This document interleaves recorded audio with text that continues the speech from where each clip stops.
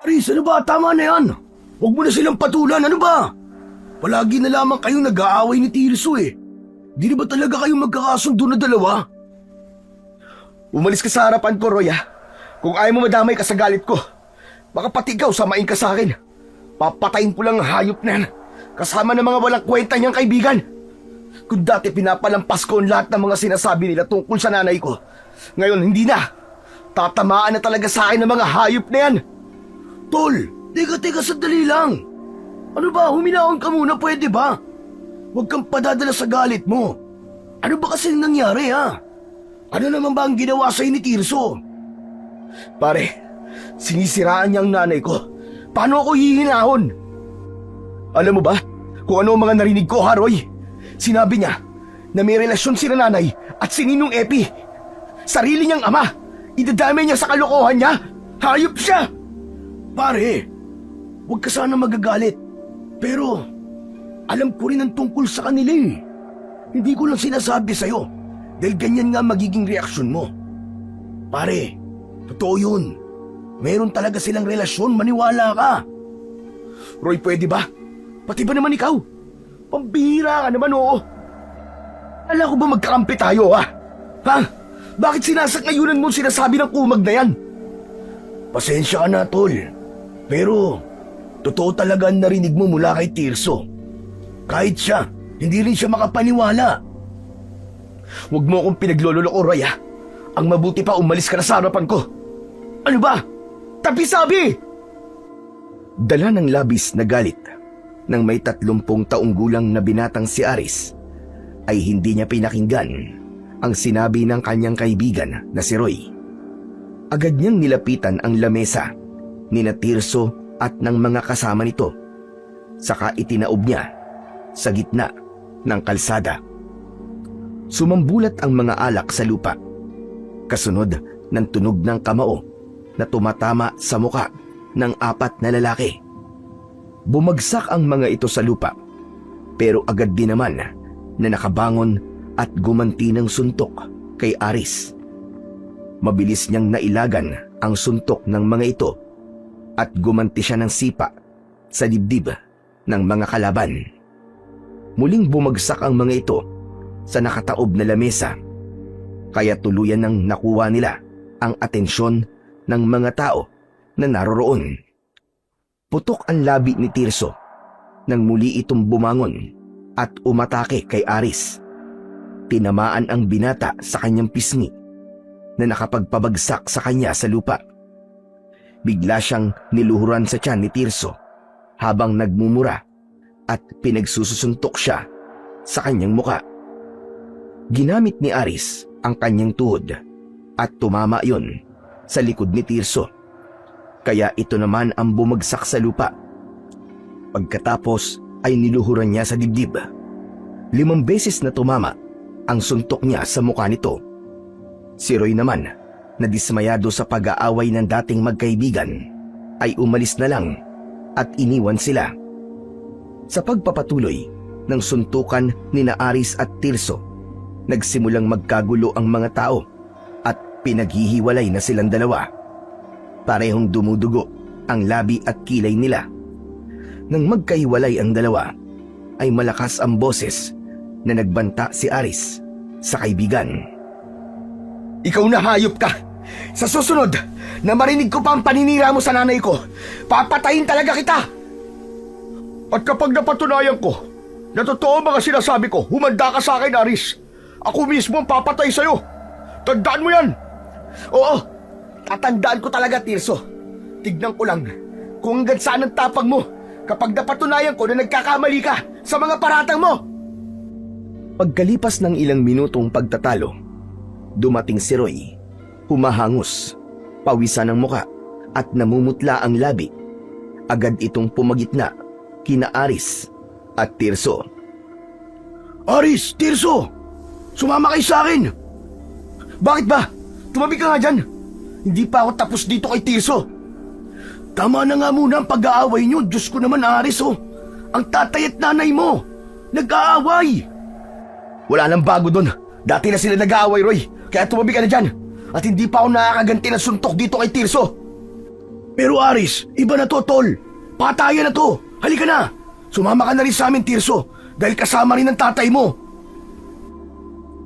Halos makipag-unahan sa pagtakbo sa mga tao si Aris papunta sa kanilang bahay. Pagdating nila roon, nadatnan nila ang maraming tao. Nakikiusyoso sa loob ng kanilang tahanan. Bumundol ang kaba sa kanyang dibdib, lalo na nang makita niya ang mga tanod na naroroon. Hinawi niya ang mga tao sa labas para makapasok siya sa loob ng bahay, habang kasunod niya sina Roy at Tirso. Tabi! Magigiraan! Tumabi kayo! Tabi! Dumiretso si Aris sa loob ng silid ng kanyang mga magulang. Pakiramdam niya ay binuhusan siya ng malamig na tubig nang tumambad sa kanyang paningin ang 3 bangkay. Sina Mang Ipe, na tatay ni Tirso, at ang kanyang mga magulang na sina Aling Delia at Mang Molo. Nakahiga ang mga ito sa nag-iisang katre, duguan at pare-parehong nakadilat ang mga mata. Walang saplot sa katawan ang kanyang ina at tatay ni Tirso. Yun ang patunay na may relasyon nga talaga ang dalawa. Biglang nanginig ang mga kamay ni Aris. Hindi siya halos makapaniwala. Si Tirso naman ay lumapit ng tuluyan sa ama nito. Naluluwa ang mga mata at bumakas ang galit sa anyo. Maya-maya pa ay lumapit sa kanila si Lolo Igme, ang albularyo sa kanilang baryo. Ipinaliwanag nito kung ano ang nangyari sa kanilang mga magulang. Dahil ni Bolo na nakikipagtalik si Delia kay Ipe, kaya nagpag-abot silang dalawa. Aksidenteng nataga ni Bolo ang nanay mo, Aris. Gumanti naman si Ipe ng saksak kay Bolo, at doon na naganap ang pagpapalitan nila ng saksak at taga. Hindi namin sila naawat dahil pareho silang may sandata. Sa bilis na mga pagyayari, wala na rin ako nagawa para gamutin sila. Wala na silang pulso nang umakyat ako rito. Nakatungong pahayag ni Lolo Igme, habang si Aris titig na titig sa katawan ng kanyang mga magulang. Si Tirso naman, na hindi napigilan ang sarili, ay biglang lumapit kay Aris at kwinelyuhan siya nito sa damit. Ano? Nakita mo na? Ano masasabi mo ngayon? Ano? Magsalita ka! Kung nakinig ka lang sana sa akin kanina, hindi sila mamamatay. Kasalanan mo to. Kasalanan mo to! Wala akong kasalanan, Tirso. Ang tatay mo sumira sa pagsasama ng mga magulang ko. Kaya bakit parang ako pa ang sinisisi mo, ha? Kung tutuusin, ang tatay mo talaga ang may kasalanan dito. Kaya wag mong ibaling sa akin ang sisi. Aris, Tirso, pwede ba tama na yan? Tama na yan, ano ba kayong dalawa? Pareho kayong nawalan ng mahal sa buhay. Kaya wag na kayong magsisihan. Pambira kayong dalawa, oo. Wala na rin naman magbabago eh. Wala na. Patay na sila. Oo, patay na sila, Roy.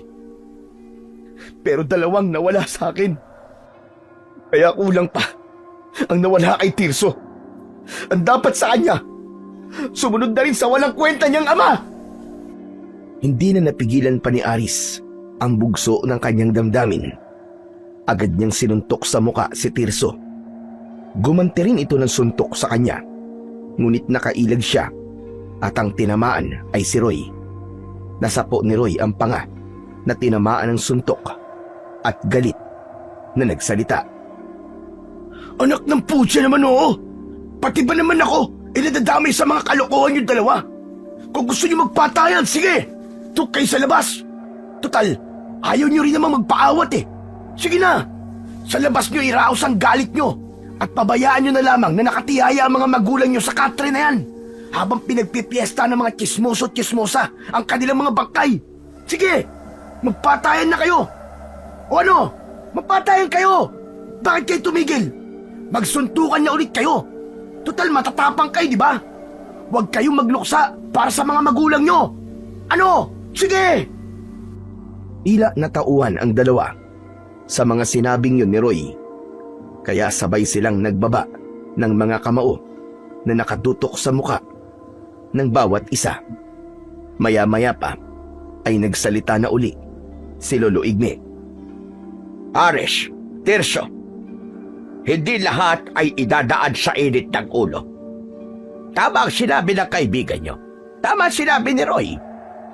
Alam nyo na walang kasalanan ng bawat isa sa inyo, hindi ba? Ang mga magulang nyo ang nagkamali.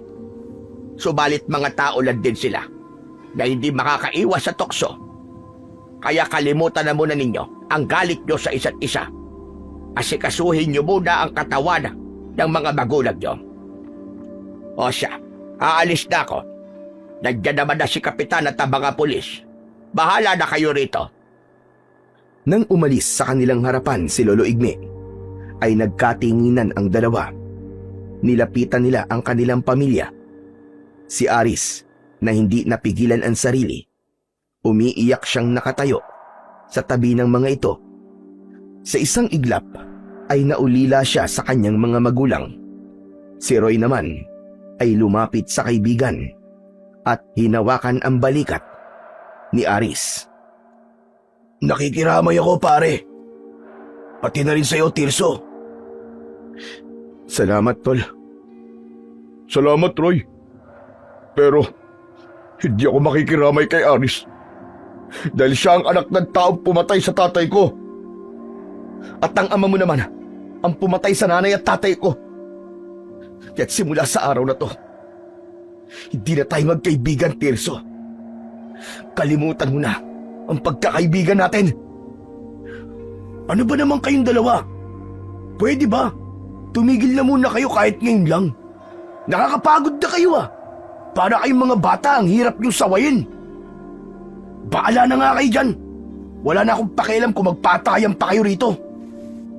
Hindi na hinintay ni Roy na magsalita ang dalawang kaibigan at umalis na ito sa loob ng bahay ni Aris. Si Tirso naman ay sumunod sa mga pulis na kumuha kay Mang Ipe.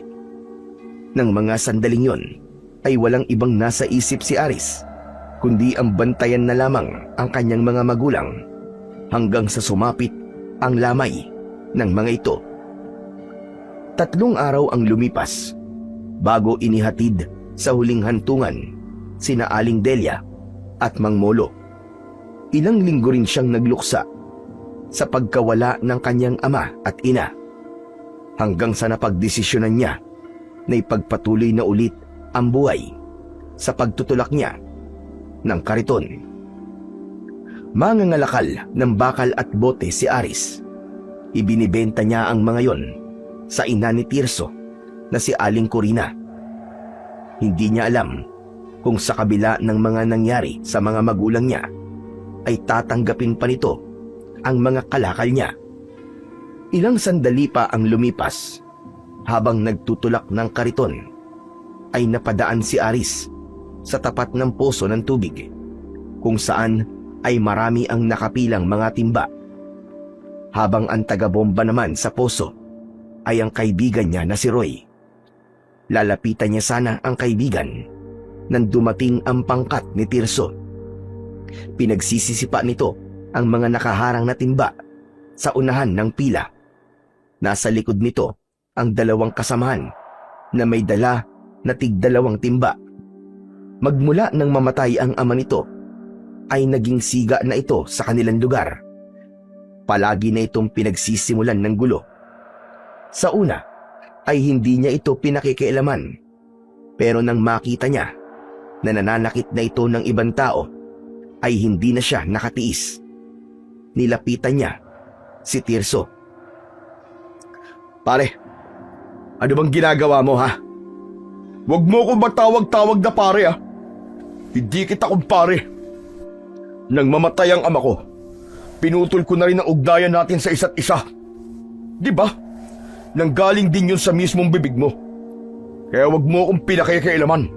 Umalis ka sa daraanan ko kung ayaw mo samain sa akin.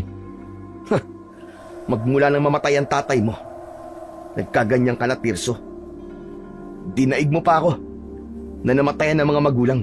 kung umasta ka, parang ikaw lang ang apektado ah. Baka nakakalimutan mo, 2 nawala sa akin. Samantalang sa'yo, 1 lang. Maawa ka naman sana sa mga taong ginugulo mo. Kahit 1 o 2, pareho lang ang sakit nun. Saka ang mga taong to, hindi sila dapat kaawaan. Wala naman silang nagawa nung nagpatayan ng mga magulang natin, di ba? Sa halip, pinagpiestahan lang nilang lahat ang buhay natin. Kaya para sa akin, ang dapat sa kanila pahirapan din. Huwag silang bibigyan ng katahimikan sa buhay. Wala silang kasalanan, Tirso. At wala kang karapatan na gawin sa kanila ang mga sinasabi mo. Ang totoong may kasalanan sa lahat ng mga nangyari sa kanila ay ang ama mo. Isa pa, bakit pati mga timba ay pinagdidiskitahan mo? Hindi mo ba alam na marami ang umaasa sa tubig na ilalagay sa mga timba na yan, ha? Pakailan mo ba? Bakit ba, ha? Timba mo ba ang sinisipa ko? Hindi naman, di ba? Yun na nga ang hirap sa'yo, Tirso eh. Timba lang ng mga taong walang kalaban-laban ang kaya mong sipain. Bakit hindi na lang akong sipain mo nang makita mo ang hinahanap mo? Dahil sa tensyon, sa palitan ng pagtatalo ni Aris at Tirso, napilitan na naman si Roy na pumagitna sa dalawa. Oh, ano na naman ba to? Tumigil na nga kayo.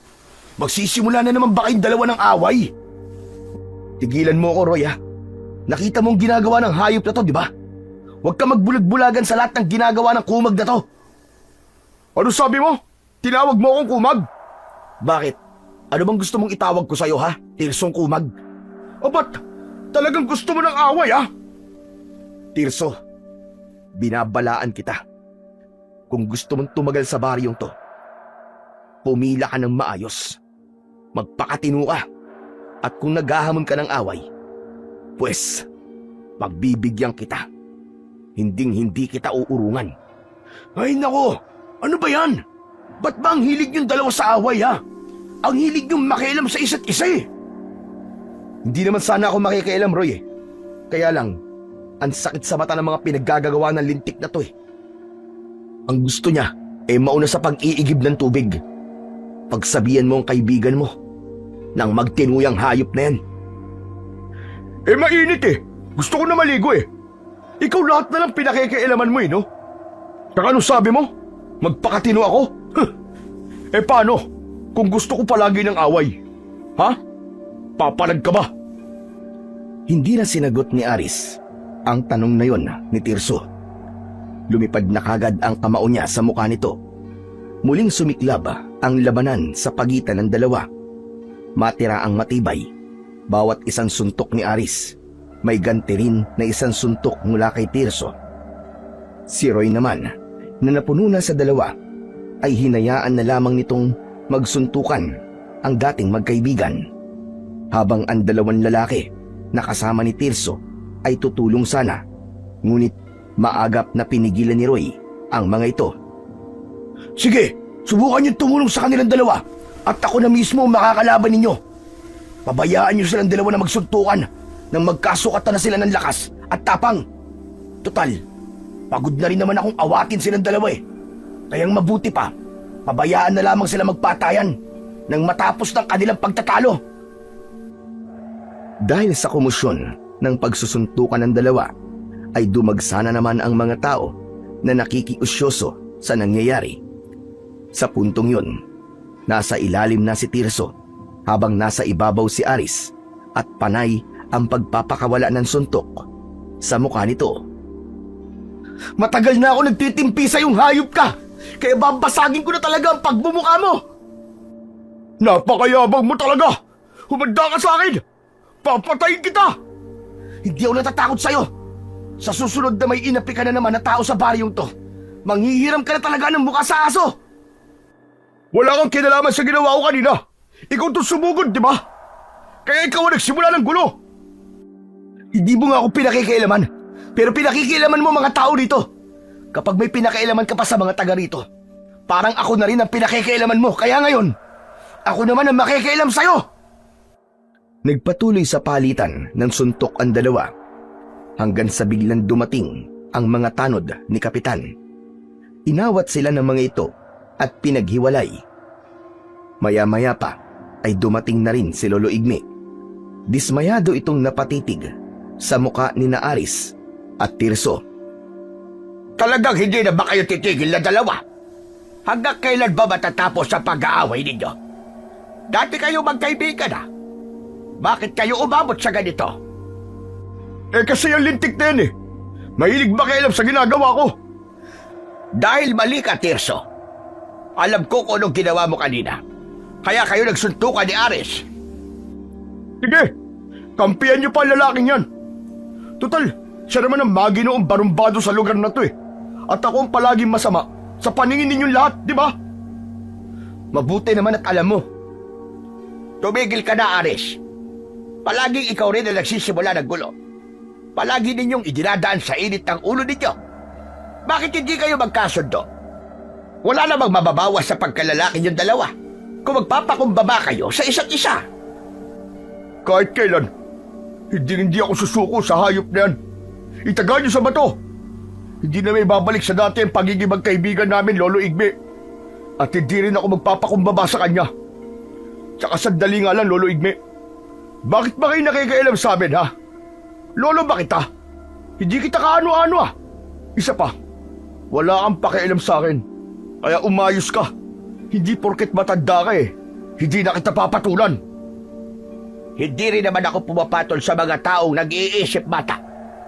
Isa pa, may pakialam ako sa inyo dahil ako ang pinakamatanda sa lugar na ito. Ako magtutuwid sa maluktot ninyong pag-uugali. Tumigil ka na, pwede ba? Wala kang kinalaman sa buhay ko. Wala kang ambag. Pamilya mo ang asikasuhin mo. Siya nga pala, wala ka nga palang pamilya. Hindi na rin ako magtataka kung nabubuhay ka ng mag-isa. Nabubuhay nga ako ng mag-isa dahil mas pinili ko magbantay sa baryong ito. Iniwan ko ang pamilya ko para gamutin ang mga may sakit sa baryong ito. Eh ikaw, ano ba nagawa mo tama sa baryong ito? Sige nga, magsabi ka kahit isa. Lintik, wala akong panahon makipagtalo sa inyo. O ano, nakita mo na? Pati matanda, hindi mo na ginagalang. Bastos kan talaga. Ewan ko sa inyo. Magsama-sama kayong lahat. Mga buwisit, mga peste kayo sa buhay ko. Pagkasabi ni Tirso nun, ay agad na itong tumalikod sa kanila. Kasama ang dalawa nitong kaibigan. Naiwan sina Roy, Aris at Lolo Igme na nagkatinginan sa isa't isa. Iiling-iling ang matanda na umalis sa lugar na yon, kasama ang mga taong nakikiusyoso. Si Aris naman, pinunasan ang dugong umaagos sa kanyang labi. Ano? Masaya ka bang nairaos ang galit mo, ha, Aris? Sabihin mo. Isa ka pa. Nakita mo na kaninang ginawa ni Tirso eh. Pero wala kang ginawa. Hindi ko alam kung kaibigan pa ba kita eh. Ni hindi mo man lang inawat si Tirso. Kawawa naman ang mga tao na nakapila kanina. Nasira pa tuloy ang kanilang timba. Alam mo, ikaw na yata ang kilala kong barumbado na mahilig tumulong sa kapwa. Nasaan ba ang kariton mo? Marami ka na bang nakuwang kalakal?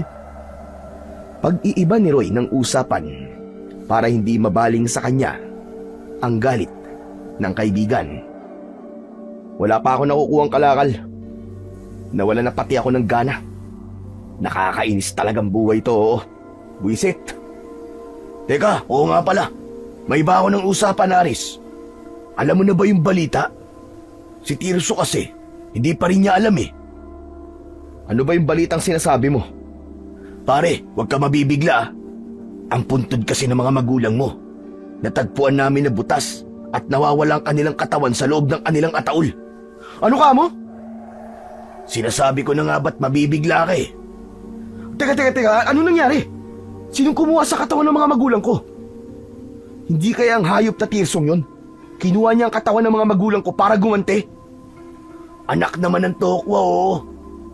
Paano mo naman naisip na si Tirso ang kumuha sa mga magulang mo? Samantalang nawawala rin si Mang Ipe. Nakabukas din ang kanyang ataol. Panigurado na magwawala sa galit si Tirso kapag nalaman niya ang nangyari. Halika Roy, sama mo ako. Gusto kong makita ang puntod nila. Tara! Agad na nagpunta ang magkaibigan sa sementeryo. Pagdating nila roon, ay nadatnan nila si Tirso. Nakatayo sa harap ng puntod ng ama at nakita na rin ito ang nangyari kay Mang Ipe, maging sa mga magulang ni Aris. Naku po, naloko na. Alam na din ni Tirso ang nangyari kay Mang Ipe. Malalaki ang hakbang na lumapit si Tirso. Pagharap nito sa kanila, ay may luha na ang mga mata nito. Ngunit ang anyo ay may bakas ng galit. Papatayin ko kumuha ng bangkay ni tatay. Kung sino man na may gawa nito, magtago na siya sa saya ng nanay niya. Ang mga hayop, pati ang mga magulang ko, pinakialaman nila. Diyos ko, masama nga ito. Sino naman kaya ang kukuha sa katawan nila? Anong gagawin nila sa katawan ng mga taong patay na? Nahulog sa malalim na pag-iisip sina Tirso at Aris. Sa unang pagkakataon ay hindi nagtalo ang dalawa. Habang si Roy naman ay nanatiling nakatayo sa pagitan ng dalawa. Maya-maya pa ay muling nagsalita si Roy. Nang matuklasan ko na wala ng katawan nila, si Lolo Igme ang nakita ko nandito kanina. Wala na nga sana akong balak na sabihin sa inyong dalawa ang tungkol dito eh. Kaya lang bilang pamilya nila, karapatan ninyong malaman na nangyari sa kanila. Ang ipinagtataka ko lang ay kung ano ang ginagawa ni Lolo Igme sa tapat ng puntod nila. Pagkatapos, hindi pa niya binanggit kanina ang tungkol dito. Dahil baka iniisip niya na magkakagulo na naman kaming dalawa ni Tirso. Hindi yun ang iniisip ko. Maaaring may alam ang matandang yun sa pagkawala ng kanilang mga bangkay. Kailangan ko siyang makausap. Pupuntahan ko rin siya, Roy. Hindi pwedeng palampasin to. Kahit patay na ang mga magulang ko, wala pa rin karapatan ng sino man nalapastanganin ang kanilang mga katawan. Teka, sandali lang mga tol. Huwag kayong padalos-dalos ng desisyon, pambihira kayo. Wala pa namang kasiguraduhan na may kinalaman si Lolo Igme sa pagkawala ng mga magulang niyo eh. Kaya nga kakausapin namin siya para malaman namin. Bakit mo ba kami pinipigilan? Kasi sa mga ugali nyo, wala sa mukha nyo ang tatanggap ng paliwanag eh. Magpalipas muna kayo ng galit. Roy, kilala mo ako. Habang tumatagal, mas lalo ako nagagalit. Kaya bitiwan mo ng braso ko. Eh kasi naman eh. Ay nako, bahala na nga kayong dalawa. Wala nang ang nagawa si Roy nang sabay na umalis ang kanyang mga kaibigan. Kaya sumunod na lamang siya sa mga ito. Nakatira pa naman ang matanda sa gitna ng kakawiyan. Kaya naglakad pa sila ng ilang minuto bago nila narating ang bahay ng matanda. Pagdating nila roon ay tumambad sa kanilang paningin ang ilang mga sanga ng kahoy at pinatuyong ugat ng mga halamang gamot na nakasabit sa sampayan nito. Dahil galit ay diretso si Tirso na pumasok sa loob ng bahay ni Lolo Igme. Subalit bigla itong napabalik at bumagsak sa lupa na para bang may sumipa kay Tirso. Maya-maya pa ay lumabas si Lolo Igme. Hawak nito ang pamalo na gawa sa uway. Walang sino man ang pinapayagan ko na pumasok sa bahay ko na walang paalam. Lalo na kung hindi man lang marunong magbigay ng respeto sa akin. Ligtig talaga, oo. Ano bang pakialam ko sa patakaran mo dyan sa bahay mo, ha, tagda? Aray, nakakainis. Napalakas ang pagpalo mo sa tiyan ko, ah. Magpasalamat ka at yan lamang ang ginawa ko sa'yo. Ano bang kailangan ninyong tatlo at nagpunta kayo rito? Lolo Igme, ang puntod po ng mga magulang namin. May sumira at nawawala ang kanilang katawan. Alam ko, nakita ko.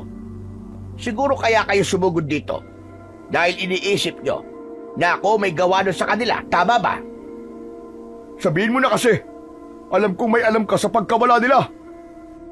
Dahan-dahan na bumangon si Tirso. Bakas sa mukha nito ang sakit ng likod at dibdib. Si Aris naman ay titig na titig sa mukha ng matanda. Habang si Roy naman ay nakikinig lamang sa mga ito. Wala akong alam sa mga ibinibintang niyo sa akin. Kaya sige na, makakaalis na kayo. Hindi kami aalis dito hanggat hindi namin nalalaman kung sino ang kumuha sa kanila. Bakit po nawala mga magulang ko, Lolo Igme? Sumagot po kayo. May kumuha sa kanila. Ganun lang kasimple. At hindi ko alam kung sino ang kumuha sa kanila. Kaya't wag niyo na akong tatanungin. Siguro, kaya hindi niyo po kami pinapapasok dyan sa bahay niyo ay dahil itinatago mo ang bangkay ng mga magulang ko dyan sa loob. At ano naman na mapapala ko sa katawan ng mga patay na? Ha, Aris? Sabihin mo nga. Abay, malay ko. Kaya nga po nagtatanong kami sa inyo dahil kayo ang huling nakita na nandun sa harap ng puntod nila. Tumawa ng malakas si Lolo Igme at pinalo nito sa binti si Aris. Biglang bumagsak sa lupa ang binata at nagtataka sa kakaiban lakas ng matanda. Nakita naman ni Tirso ang nangyari kay Aris at sinubukan nitong suntukin ang matanda. Pero nakaiwas ang matanda at gumanti uli ng palo sa braso ni Tirso. Ni hindi umalis sa kinatatayuan si Lolo Igme. Parang masaya ito sa ginagawa ng dalawa. Kahit kamay lang nito ang gumagalaw, ay hindi nila ito mapatumba. Lolo Igme, ano po bang ginagawa nyo? Bakit nyo po sila sinasaktan? Hindi ko sila sinasaktan, Roy. Sila naman ang unang sumugod sa akin, hindi ba? Tsaka, tinuturuan ko lang sila ng leksyon. Tignan mo nga, oh. Hindi ba't masayang makita na magkasama silang dalawa? Sabihin nyo na po kasi kung nasa ng bangkay ng mga magulang ko, Lolo Igme. Ilang beses ko man sasabihin sa inyo na hindi ko nga alam kung nasaan sila. Sige na, tumayo na kayo dyan at makakaalis na kayo. Mga istorbo kayo. Napapangiwi ang muka na tumayo sina Aris at Tirso para harapin ang matanda. Bakit nyo po ba kami ginaganito, ha? Ano ba kasalanan namin? Oo nga, bakit kailangan niyo pa kami saktan? At saka, kung hindi po kayo kumuha sa mga bangkay, sinong gagawa nun sa kanila, Lolo Igme? Pasensya na, pero wala akong sasabihin sa inyo. Hindi pa ito ang tamang oras para malaman nyo kung sino ang kumuha sa kanila. Pero binibigyan ko kayo ng pagkakataon na mahanap sila. Sa isang kondisyon, kapag malakas na ang loob nyo na lumaban at may sapat na kayong sandata, bumalik kayo rito at saka ko ipapaliwalag sa inyo kung bakit. Teka, pambihira naman, oo. Bakit naman po hindi nyo pa sabihin? Bakit kailangan nyo pa kaming pahirapan? Masasagot ko lang ang tanong ninyo. Kapag malakas na ang loob nyo at kaya nyo nang lumaban sa akin, maliban na lamang kung kayo mismo makakatuklas kung sino ang kumuha ng mga pamilya ninyo. Hala, sige na. Masyado ko napagod kanina. Kailangan ko na magpahinga. Hindi na hinintay ni Lolo Igme na magsalita pa ang tatlo. Tinalikuran na sila nito at pumasok sa maliit nitong kubo. Isinara nitong mabuti ang pinto at naiwan naman ang tatlo na nahulog sa malalim na pag-iisip. Si Tirso ang unang bumasag sa katahimikan. Gagawa ko ng paraan para makahanap ng sandata na makakatalo kay Lolo Igme. Kung kinakailangan magnakaw ako para makabili ng baril, gagawin ko. Mahanap ko lang ang katawan ng tatay ko. Tirso, hindi mo pwedeng gawin yan. Baka may plano si Lolo Igme, kaya hindi niya sinabi kung nasan si Mang Ipe. Kahit na, halata naman na may tinatago siya sa atin eh. Isa pa, hindi ko kailangan ng opinyon mo. Hindi mo ako mapipigilan, Roy. At ikaw, Aris, ano, sasama ka ba sa akin? Magdanakaw ako para bumili ng baril. Hindi ako sasama sa iyo, Tirso. Kaya wag mo na akong idamay dyan sa kalokohan mo. Hindi rin kita pipigilan sa binabalak mong gawin. Dahil wala naman akong pakialam sa'yo. Kung ayaw mo, di wag. Basta ako, gagawin ko to para sa tatay ko. Pagkasabi nun ni Tirso, ay tumakbo na ito papalayo sa kanila. Ang mga naiwan naman na sina Roy at Aris ay magkasabay na umuwi. Binalikan ni Aris ang kanyang kariton sa tapat ng poso. O paano, tol? Maiwan na kita rito, ha? Marami pa akong gagawin eh. Huwag mong masyadong damdamin ang pagkawala ng mga magulang mo. Sa halip, umisip ka ng ibang paraan para mahanap sila. Samantalain mo ang pagtutulak mo ng kariton. Malay mo, kapag naglakad-lakad ka, ay meron palang ibang nakakita sa nangyari sa kanila. Huwag kang mag-alala, Aris. Mahahanap mo rin sila. Salamat pare. Isang tango at tapik sa balikat ang isinukli ni Roy. Sa sinabing yun ni Aris, ipinagpatuloy niya ang paglalakad. Tulak ang kariton. Ilang oras ang lumipas ay hindi na malayan ng binata na napuno na niya ang kanyang kariton ng mga kalakal. Dinala niya yon sa bahay ni Tirso para sana ibenta. Subalit nagulat siya nang makitang sarado ang junk shop ng mga ito.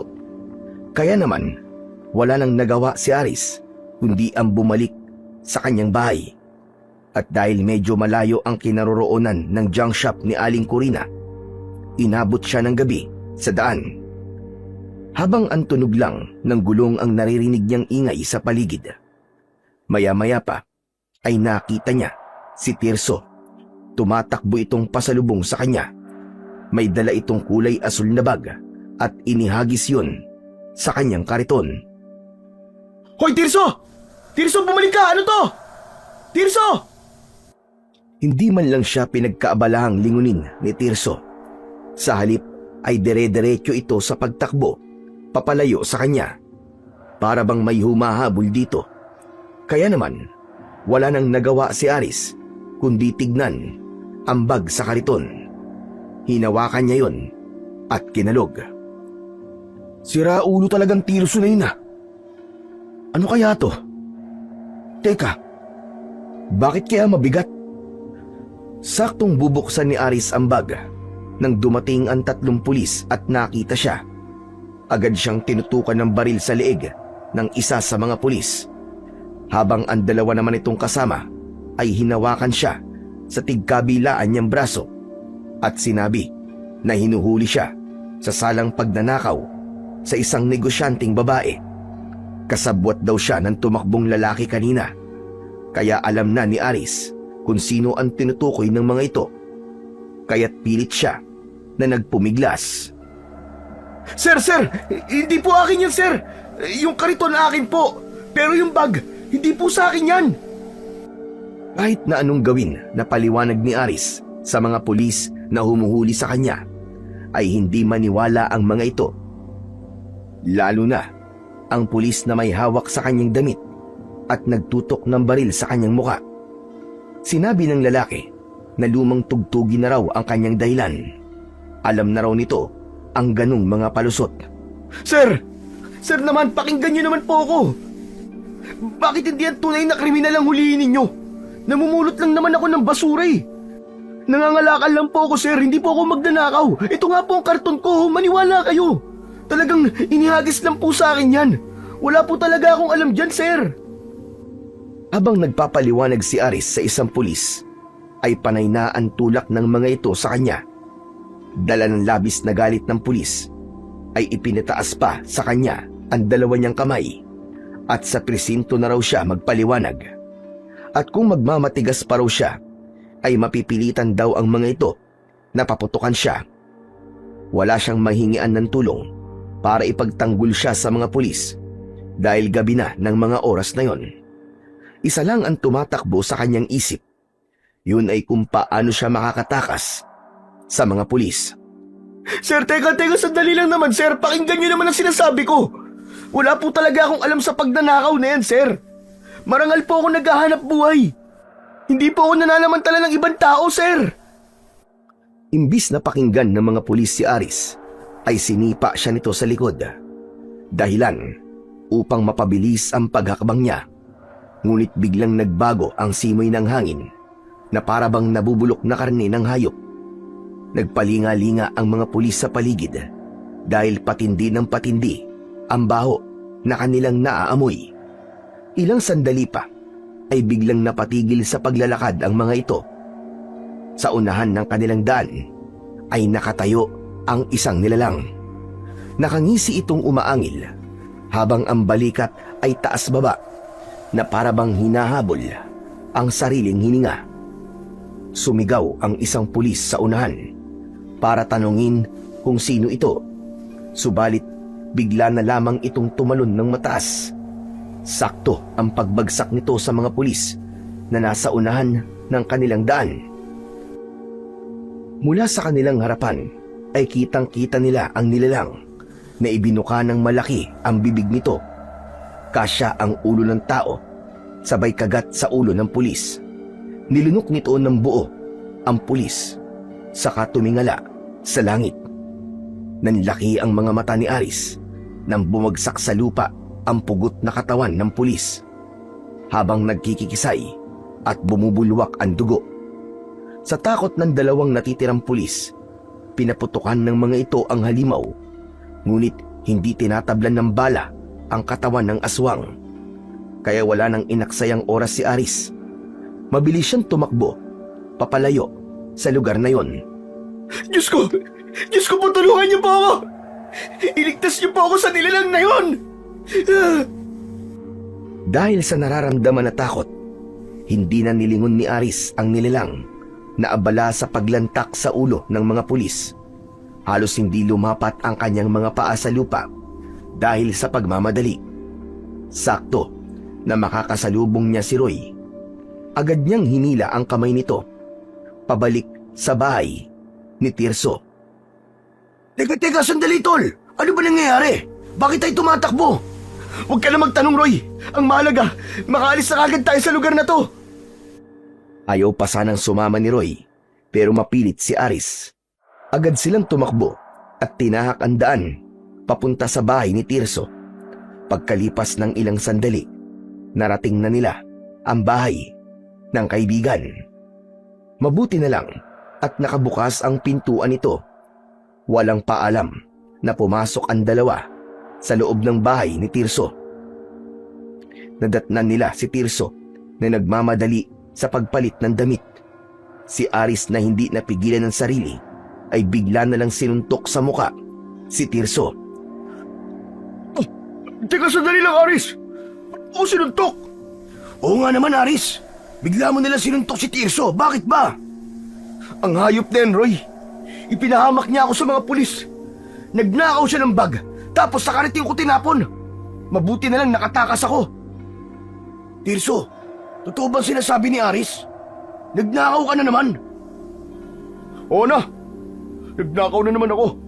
Eh ano naman ngayon kung nagnakaw ako? Pakin niyo ba? Hindi naman sana magkakaproblema eh kung hindi pinairal ni Aris ang kahinaan ng kanyang isip. Ang lintik na to. Sinisi mo pa ako? Sino walang isip sa atin dalawa, ha? Sino? Anak naman ng kamote, oo. Kung ganun, ginawa mo pa rin ang sinabi mo kanina, ha, Tirso? Oo nga, ang kulit mo naman eh. Isa pa, hindi ko naman sinasadya yun eh. Nataranta lang ako kanina kaya naihagis ko ang bagsakan nito ni Aris. Isa pa, dati ko naman itong ginagawa, di ba? Kanina lang naman ako muntik mahuli ng mga pulis eh. Pero kung nakisama lang sana to si Aris, hindi sana mangyayari yun. Tsaka hindi naman natuloy ang paghuli sa'yo ng mga pulis ah. Dahil nandito ka pa. Kaya ano ba problema mo? Ba't ang hayop na to? Anong problema ko? Ikaw! Ikaw ang problema ko! Aris, tama na yan. Kahit nagkamali si Tirso, kaibigan pa rin natin siya.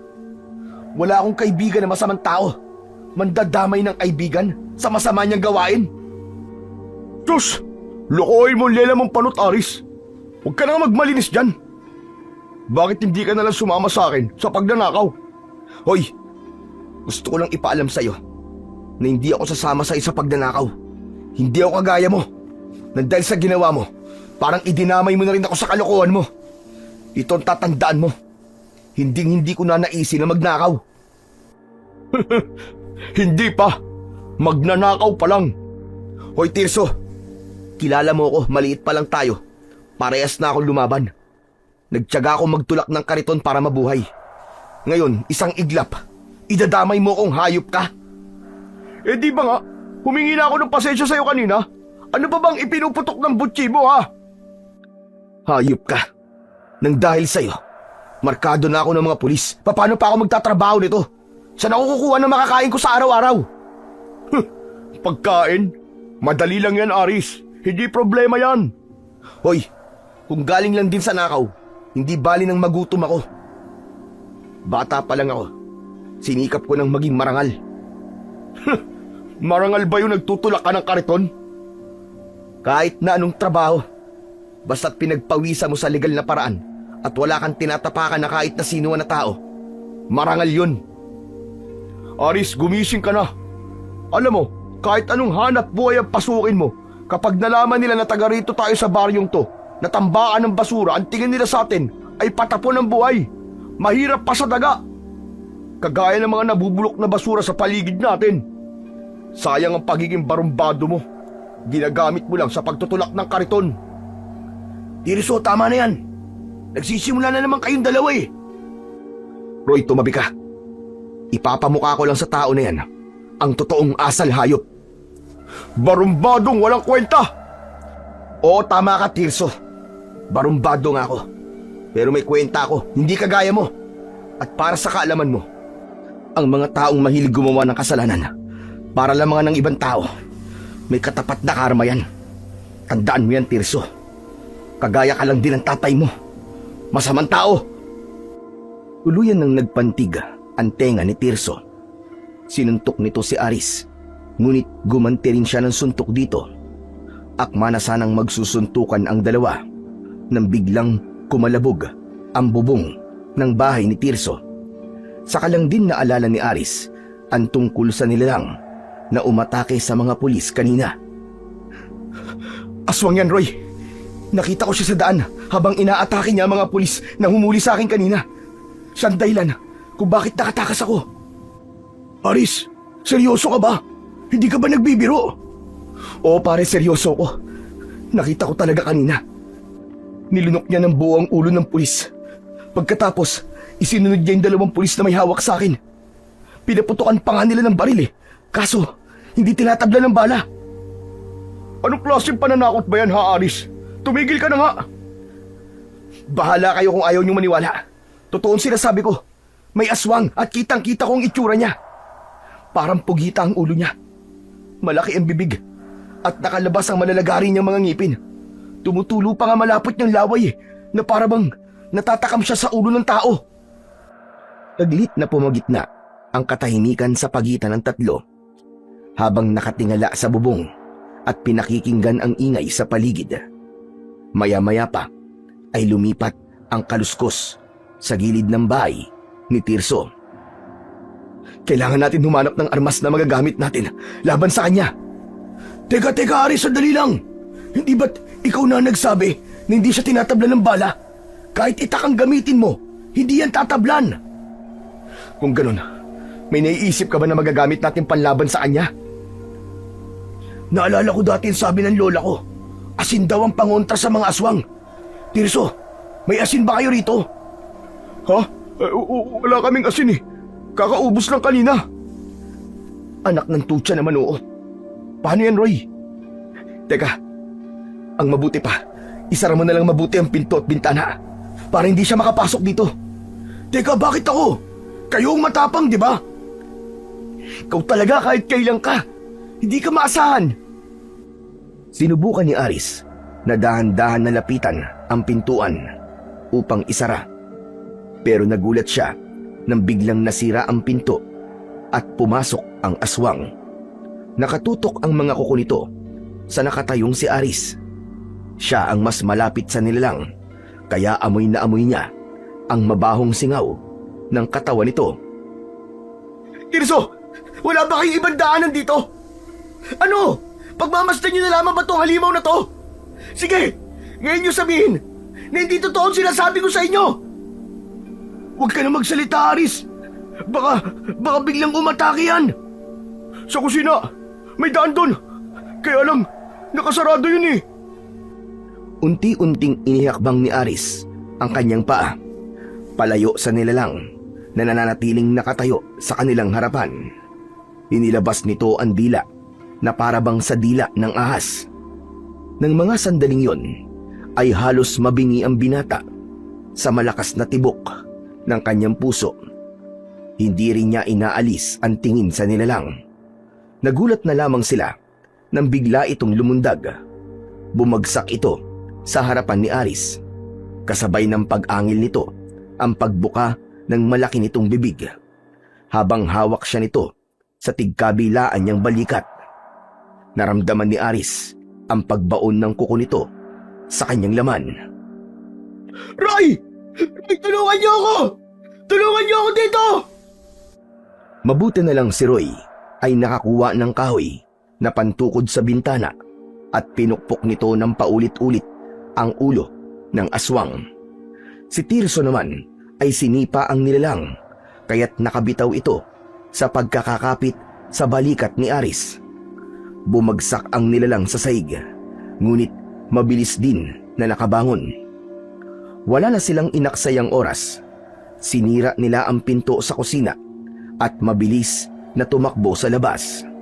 Hindi na nila nilingon ang nilalang sa loob ng bahay ni Tirso.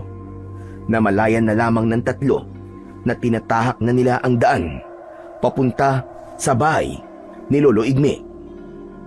Halos hindi na lumapat ang kanilang mga paa sa lupa. Walang gustong magpahuli. Maririnig din ang kanilang mga sigaw ng paghingi ng saklolo kay Lolo Igme. Nakahinga lamang sila ng maluwag nang makita ang bahay ng matanda. Ngunit napansin nila na nakatayo na si Lolo Igme sa may pintuan at nakataas ang kamay nito na may hawak na pana. Sa una ay inakala ng tatlo na sila ang patatamaan nito. Lolo Igme, kami to! Tulungan niyo po kami! May humahabol po sa amin! Tulungan niyo kami, Lolo Igme! Yumuko kayo at patatamaan ko ng palaso ang halimaw na humahabol sa inyo! Sabay-sabay na yumuko ang tatlong magkakaibigan at lumipad ang palaso. Narinig nila ang malakas na pagsigaw ng aswang sa kanilang likuran. Kaya naman, habang nakayuko, ay sinulyapan nila ang nilalang. Hindi sila makapaniwala na napabagsak ni Lolo Igme ang aswang. Nilapitan ito ng matanda, saka binunot ang palaso na nakabaon sa mismong noo ng halimaw. Marami pa ang ganyan sa lugar na ito, kaya mag-iingat kayo. Siguro naman, alam niyo na rin kung sino ang kumuha sa mga magulang ninyo. Nasa harapan na ninyo ang kasagutan. Kaya lang naman hindi ko agad sinabi sa inyo, dahil hindi kayo maniniwala sa akin. Isa pa, sa ugali ninyong yan, natitiyak ko na basta na lamang kayong susugod at hahanapin sila. Pambihira. Kailangan po ba munang pagdaanan namin ng ganito bago namin malaman kung sino ang kumuha sa mga magulang namin? Wala pa kayo sa kalahatian ng hukbo ng mga nilalang na yan. Kaya kung mahina ang loob nyo, ay hayaan nyo na lang ang mga magulang nyo sa pinuno ng mga aswang. Teka, sandali lang po. Ano ba klaseng nilalang ang aswang niyan, Lolo Igme? Yan ang aswang na tinatawag na gabunan. Isang nilalang na may malakas na proteksyon laban sa matatalim na sandata. Subalit ang nilalang na yan ay alagad lamang ng pinakapinuno ng mga aswang. Pagmasdan nyo kung ano mangyayari sa kanya pagkatapos ko siyang tamaan ng palaso. Matyagang pinagmasdan ng tatlo ang katawan ng naturang gabunan. Unti-unti itong natunaw hanggang sa maging kulay itim na likido.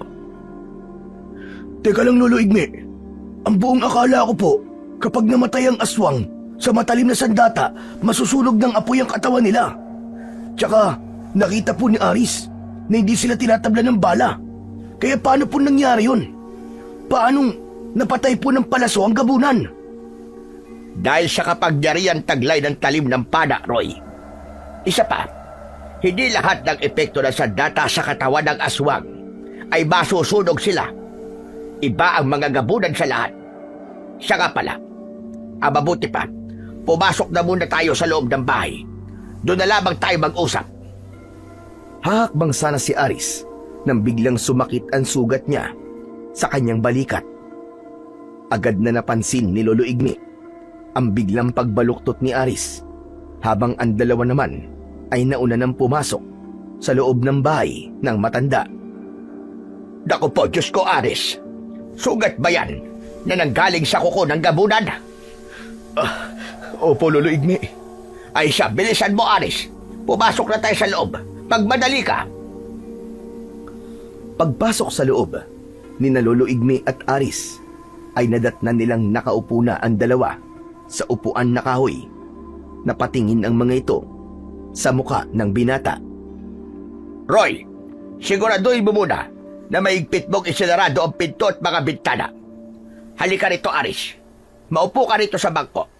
Dumudugo ang sugat mo sa balikat. Kailangan magamot kagad yan. Nanghihina na napaupo sa bangko si Aris habang hawak pa rin ang balikat. Si Tirso naman ay napatayo at biglang lumapit sa kanya. Tinignan nito ang kanyang sugat. Naku po, Diyos ko. Parang ang bilis naman yata lumaki ang sugat ni Aris. Saka, nangingitim na rin ang paligid at namamagana. Dahil yan sa lason mula sa kuko ng aswang na gabunan. Ang kailangan ay mapigilan ang pagkalat ng lason. Saglit na umalis ang matanda at lumapit ito sa kanyang aparador. Kinuha nito ang isang garapon na puno ng maliliit na ugat ng halaman. Saka inilapag sa ibabaw ng lamesa. Lolo Igme, ano po ba ang laman ng garapon? Ito ang pinagbabara ng kabal. Isang langis na gawa sa diyog. Naiisa lang ang mata. Huwag kang mag-alala. May bisa ito na makatatanggal ng lason sa sugat mo. Teka, sandali lang po. Baka lalo pong lumala ang sugat ko, ha? Isa kong albularyo, Aris. Kaya alam ko ang ginagawa ko. Aris, magtiwala ka na lamang kay Lolo Igme. Narinig ko na rin ang tungkol sa kabal. Kaya alam kong gagaling ka sa gamot na yan. Mawalang galang na po. Ano po ba yung kabal, Lolo Igme? Ang kabal ay isang pangkalahatang proteksyon na ang ibig sabihin ay kunat. Ang pinagbabara nito ay magagamit laban sa masasamang elemento, katulad ng palaso na pumatay sa gabunan kanina. Kung minsan naman, ito ay ginagawang kwintas o itinathali sa bewang. Habang nagsasalita, si Lolo Igme ay binuksan nito ang takip ng garapon. May maliit na kahoy na nakalagay sa loob na siyang ginamit ng matanda para maglagay ng langis sa palad nito. Saka idinampi sa sugat ni Aris. Sa una ay naramdaman ni Aris na medyo umiinit yon. Ngunit hindi nagtagal ay nawala ang pananakit ng kanyang sugat at nagbago ang kanyang pakiramdam. Dito na muna kayo magpalipas ng gabi. Masyadong delikado kung uuwi pa kayo sa inyo. Hanggang ngayon po, ay di pa rin ako makapaniwalang may mga aswang na gabunan sa baryo natin. Matagal nang may mga gabunan sa baryong ito, Tirso. Maigpit lang ang ginagawa kong pagbabantay sa kanila. Ngunit ngayon, nararamdaman ko na lumalakas sa kanilang puwersa. Kaya marami na ang nakakalusot sa akin. Lolo, ano pong ibig niyong sabihin? Bukod sa pagiging albularyo, ay isa rin akong manunugis ng gabunan. Matagal ko na binabantayan ang baryong ito. Sinisikap ko na walang makaalam ng tungkol sa kanila para sa pagpapanatili ng katahimikan sa lugar na ito. Subalit hindi ko sila napigilan.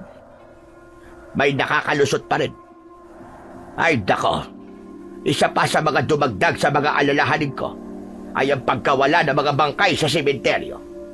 Yun ang isa sa mga palatandaan ng muling pag-aasik ng lagim ng pinuno ng mga gabunan sa ating baryo. Kung ganun po, mababawi pa po ba namin ang katawan ng mga magulang namin?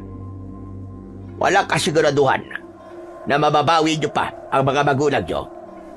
Lalo na kung nakuha na sila ng pinuno ng mga gabunan na may taglay na itim na kapangyarihan na kayang bumuhay ng patay.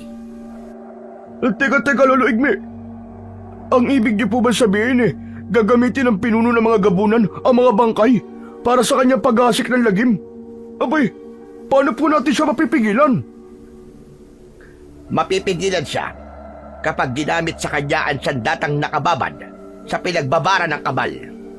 Katulad nitong langis na iginamot ko kay Aris. Sa oras na malagyan ng langis ang talim ng kahit na anong sandata, tatagos yun sa katawan ng aswang hanggang sa matunaw sila. Ang tao naman na may sandata at nakainom ng alak na may pinagbabara ng kabal, magtataglay naman siya ng isang araw na proteksyon. Pambihirang lakas at bilis, kukunat din ang kanyang balat, at hindi naman siya tatabla ng kuko o kahit na anong talim na gagamitin laban sa kanya. Si Roy naman, na kanina pa nakikinig, ay sumingit na rin sa usapan ng tatlo. Kung ganun po, may kapangyarihan po kayong taglay ng kabal, Lolo Igme. Kasi ang lakas niyo po habang nakikipaglaban kayo kina Aris at Tirso. Tama ka, Roy. Taglay ko nga ang proteksyon ng kabal. Lolo Igme, bigyan niyo po ako ng kabal. Tutulong po ako sa inyo para mabawi ko rin po ang mga magulang ko. Hindi yon magiging madali, Aris. Sapagkat hindi ako ang magpapasya sa pagbibigay ng kabal sa isang tao. Dahil ang kabal mismo ang kusang nagbibigay ng kapangyarihan sa taong karapat-dapat sa kanyang kapangyarihan. Sa makatuwid, magkakaroon ka lamang ng kapangyarihan niya kung ikaw na ang lalaking matagal ko nang hinihintay na lalaban sa pinuno ng gabunan. Paano ko po malalaman kung karapat-dapat po ako sa kabal? Kapag nakainom ka ng 3 lagok ng alak na may kabal, gagamitin ko sa iyo ang pana na pumatay sa gabunan kanina. Bukod pa roon, magpapakita muna ito ng mga senyales bilang unang pagsubok. Teka, ano po? Pambihira naman oo. Gusto ko pa po mabuhay. Wala po bang ibang paraan para malaman kung karapat-dapat po ako sa kabal? Wala na, Aris. Wala nang ibang paraan kundi ito lang.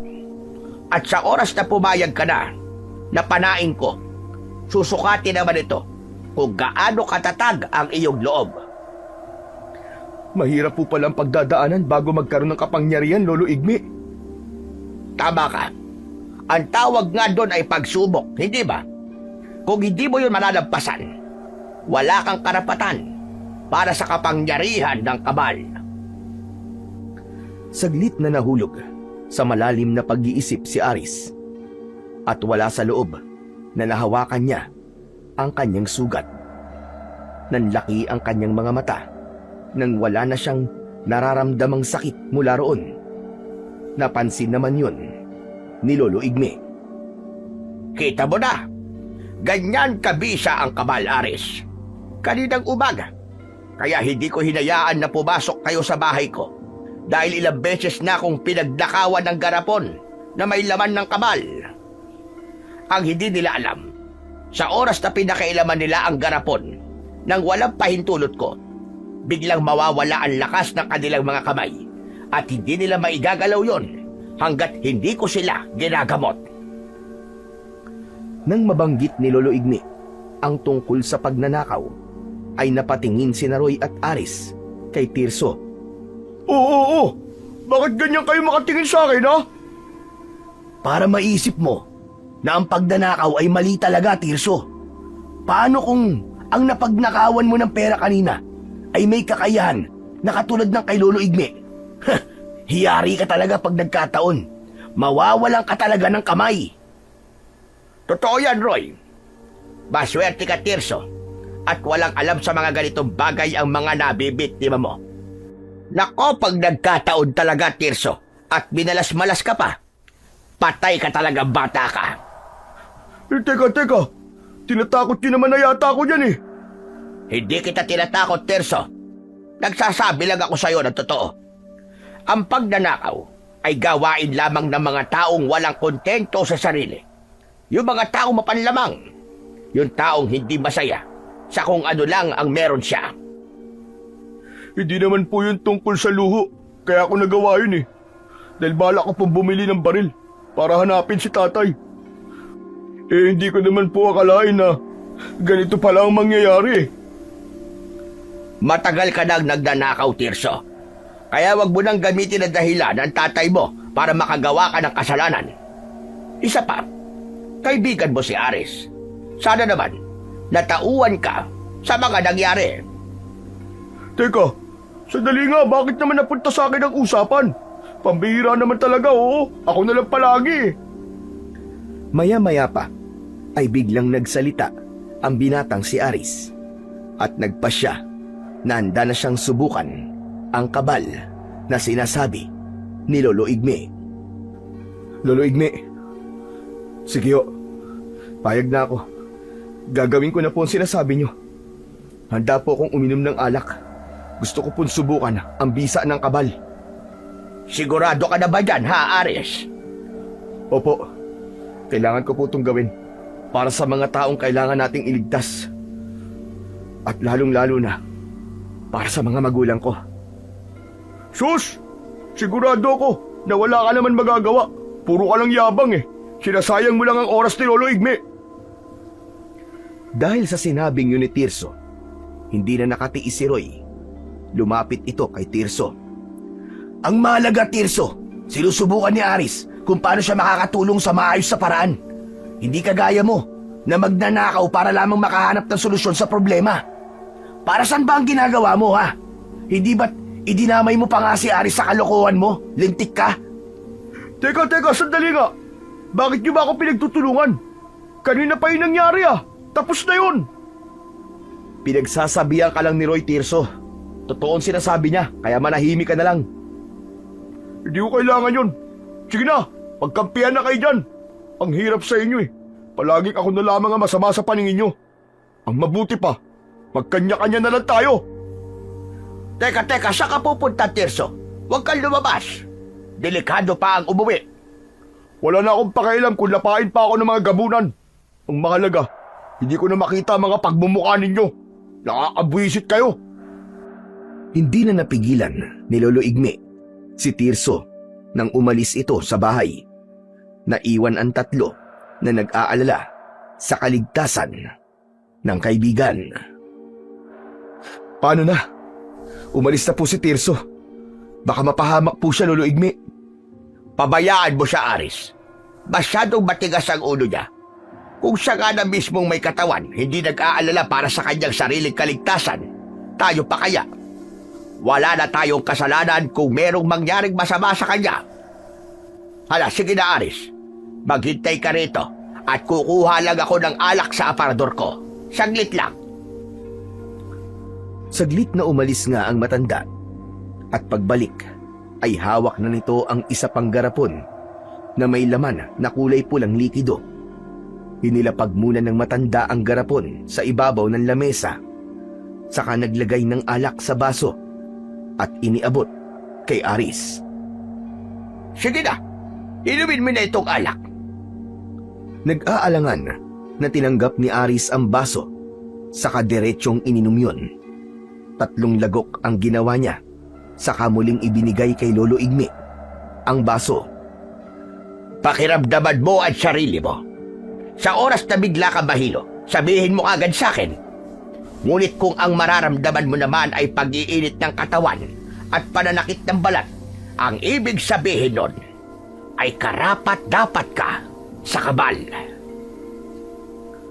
Habang pinakikiramdaman ni Aris ang alak sa loob ng kanyang tiyan, si Roy naman ay matyagang naghihintay sa reaksyon ng katawan ng kanyang kaibigan. Ganon din si Lolo Igme na bakas ang pag-aalala sa muka. Ilang sandali pa ang lumipas ay naramdaman ni Aris ang pag-iinit ng kanyang buong katawan, maging ang kanyang tenga, kasunod ng pananakit ng kanyang balat. Namula ng gusto ang mukha ni Aris na animo ay mansanas. Nang makita yun ng matanda ay gumuhit ang ngiti sa labi nito. Magaling, Aris. Ngayon, na nalampasan mo na ang unang pagsubok, subukan naman natin ang pana para malaman kung taglay mo na ang proteksyon ng kabal na sinasabi ko. Hala, sige, tumayo ka. At hayaan mong tumama ang palaso sa katawan mo. Huwag kang iilag. Bahagi pa rin ito ng pagsasanay. Kinuha na nga ni Lolo Igme ang pana nito. Taka itinutok yun Sa nakatayong si Aris, binitiwan nito ang pisi at tumama ang palaso sa mismong dibdib niya. Nakita niya na hindi nga tumalab ang talim ng pana sa kanyang balat. Nahulog lamang yon na parabang tumama yon sa isang goma. Si Roy, na hindi makapaniwala sa nangyari, ay napatayo at lumapit sa kaibigan na nakanganga. Tinignan nito ang balat ni Aris. Hala! Totoo nga! Ang astig naman! Ang lupit, tol! Teka! Paano nangyari yun? Hindi tumalab sa'yo, tumalbog lang! Dahil bumalot na sa kanyang katawan ang enerhiyang nagbumula sa kabal na nagbigay ng proteksyon sa kanya. Lolo Igme, nagawa ko. Nalampasan ko po mga pagsubok. Ang galing! Oo, Aris. Nagtagumpay ka. At sa wakas, natagpuan ko na ang papalit sa akin pagdating ng araw. Pabihira buhay to, oo. Hindi ko inaasahan na tatanggapin ka ng kabal. Nagkaroon ka na ng kapangyarihan at dahil doon, sa'yo na itong garapon ng alak. Pati na rin itong pana. Pagkatapos mag-usap ng tatlo sa mga dapat nilang gawin, ay nagpahinga na sila at natulog. Kinabukasan ay agad silang nagpaalam kay Lolo Igme upang bumalik sa kanilang bahay. Habang naglalakad ang may kaibigan, ay pinagmasdan ni Aris ang hawak niyang pana at 2 garapon. Saka itinuon ang atensyon sa kanilang dinadaanan. Ngunit biglang tumigil sa paglalakad ang kaibigan niyang si Roy. Tol, tignan mo oh. Maraming tao sa unahan ng daan natin. Ayun oh. Halika, tignan natin, Roy. Bilis! Malalaki ang hakbang na nilapitan ng magkaibigan ang pinagkakaguluhan ng mga tao at nagulat sila nang makitang merong lalaki na nakahandusay sa gilid ng daan. Pugot ang ulo nito na hindi na halos makilala dahil nagkalasog-lasog na ang katawan nito, habang ang dugo ay nagkalat naman sa lupa, pati na ang mga lamang loob. May bakas pa ng panlalaban ng biktima sa nilalang na umatake rito. Inilinga ng magkaibigan ang paningin sa paligid at sa dulo ng daan ay meron din pinagkakaabalahan ang mga tanod. Meron pang isa na namatay sa kabilang gilid ng daan. Bigla ang pagbundol ng kaba sa dibdib ni Aris. Yun ang sinabi ni Lolo Igme na palatandaan ng muling paggasik ng lagim ng mga aswang na gabunan. Nagkatinginan ang magkaibigan na sina Roy at Aris. Biglang bumakas sa kanilang anyo ang pag-aalala para sa kaibigan nilang si Tirso, lalo pa at mag-isa lang itong umalis kagabi. Anak ng... Sana walang nangyaring masama kay Tirso kagabi. Sana mali tayo ng hinala, Roy. Anak ng teteng, oh. Kailangan kong puntahan si Tirso para malaman natin kung talagang ligtas siyang nakauwi kagabi. Bigla tuloy akong di mapalagay. Sana nga, nagkakamali lang tayo ng iniisip. Mabuti pa nga, puntahan mo siya sa bahay nila. Tiyakin mo na nandun siya. Sige na. Tara na, tol. Umalis na tayo rito. Nagmamadali na umalis ang dalawa sa lugar na yon. Pagkalipas ng ilang minutong paglalakad, ay narating nila ang bahay ni Aris. Roy, kailangan kong tulong mo. Mukhang tama si Lolo Igme. Batay sa katawan ng biktima kanina, magsisimula na ang mga gabunan. Hikayatin mo ang mga tao na maging handa sa pagsalakay ng mga aswang mamayang gabi. Pero tol, paano kung di sila maniwala sa akin? Anong gagawin ko? Di bali tol, ang mahalaga, pinaalalahanan natin sila. Kailangan natin magsakripisyo, alang-alang sa kaligtasan nilang lahat. Agad na sumunod si Roy sa sinabi ng kaibigan niyang si Aris. Naiwan naman siya na nagbabad ng palaso sa langis na may kabal. Pagkalipas ng ilang oras, ay sumapit na ang gabi. Sunod-sunod na katok sa pinto ang narinig ni Aris, kasunod ng pagtawag sa kanya ni Roy. Tol! Tol, bilis! Buksan mo ang pinto! Tol! Kasama ko si Lolo Igme! Buksan mo to! Agad na pinagbuksan ni Aris ng pinto ang dalawa, saka pinapasok sa loob ng bahay. Oh, bakit po kayo naparito, Lolo Igme? Pinuntahan ako ni Roy at ipinaalam niya sa akin ang mga plano mo. Ngayon na ang tamang oras, Aris. Magbabantay tayo sa kakahuyan. Natipon na rin ni Roy ang ibang mga kalalakihan na nakakita sa mga gabunan. Ang iba ay nawalan din ng mga mahal sa buhay sa sementeryo.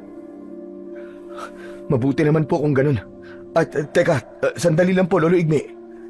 Si Tirso po, nakausap na po ba ninyo? Ako nagpunta sa bahay ni Tirso, Aris. Pero nakasarado ang kanilang pinto eh. Mukhang masama pa rin ang loob niya sa atin. Pabayaan niyo na lamang siya. Sige. Tara na po. Kailangan na po nating umalis. Kung ganon, ay tayo na. Umalis na tayo. Uminom muna ng alak si Aris bago lumabas ng bahay. Tinahak nila ang daan papunta sa loob ng kakahuyan. Kagaya ng mga napag-usapan, na natili sa loob ng bahay ang lahat ng tao, habang ang mga kalalakihan ay gising at nakabantay sa posibleng pag-atake ng mga aswang na gabunan. Samantala, sa pagpapatuloy naman ng pagbabantay ng tatlo sa kakahuyan, ay bigla silang nakaamoy ng hindi magandang singaw ng hangin na parabang nabubulok na karne. Ito na ang sinasabi ko. Maging alerto kayo sa paligid. Nararamdaman ko na malapit lang sila rito. Roy, kahit na anong mangyari, ay wag na wag kang lalayo sa amin ni Aris. Nagkakaintindihan ba tayo? Kahit papano, ay magagamit mo ang itak laban sa gabunan dahil may langis siya ng kabal. Mag-iingat kayo. Opo, Lolo Igme. Habang pinakikiramdaman nila ang kanilang paligid, ay bigla na lamang dumating si Tirso. May dala din itong itak at handa na rin na tumulong sa kanila. Hindi ko akalain na hahabol ka sa amin dito, Tirso. Akala ko ba masama ang loob mo sa amin? Bakit nandito ka? Kalimutan nyo na yun. Isa pa, matitiis ko ba kayo? Mga kaibigan ko kayo. Lalaban ako sa mga aswang kahit wala akong kabal.